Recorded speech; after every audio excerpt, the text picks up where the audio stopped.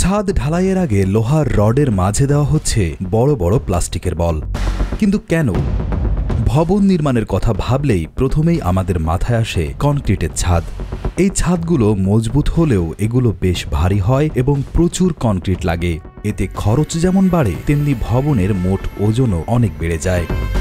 এই সমস্যার সমাধানের জন্য বিশ্বজুড়ে একটি নতুন ও আধুনিক প্রযুক্তি বেশ জনপ্রিয়তা পাচ্ছে, যার নাম বাবল ডেক টেকনোলজি। এই পদ্ধতিতে প্রথমে ছাদের জন্য একটা কাঠামোর মধ্যে রড বসানো হয়।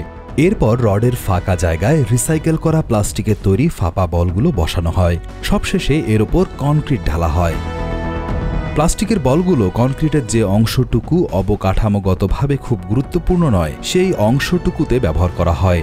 এতে ছাদের মাঝখানের অপ্রয়োজনীয় কনক্রিট বাদ পড়ে যায়, ফলে ছাদটি হালকা হয়, কিন্তু এর দৃঢ়তা বা স্ট্রাকচারাল স্ট্রেংথ প্রায় অক্ষুণ্ণ থাকে।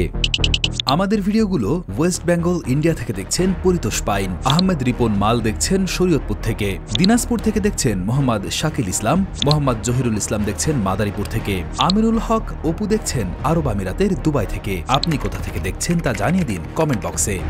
তবে ছাদের ওজন প্রায় ৩৫% পর্যন্ত কমে যায়। ১ কেজি প্লাস্টিক প্রায় ১০০ কেজি কনক্রিটের জায়গা নেয়, যা খরচ সাশ্রয়ে বড় ভূমিকা রাখে।